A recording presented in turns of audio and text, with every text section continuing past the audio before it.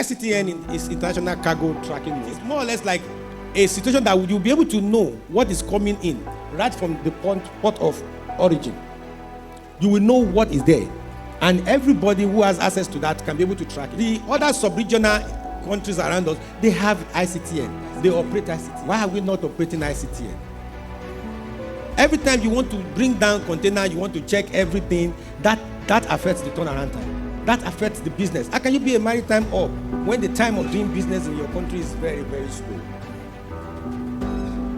But if you have the ICTN in place, you can be able to know what is in this container. All you just do is you do minimal check.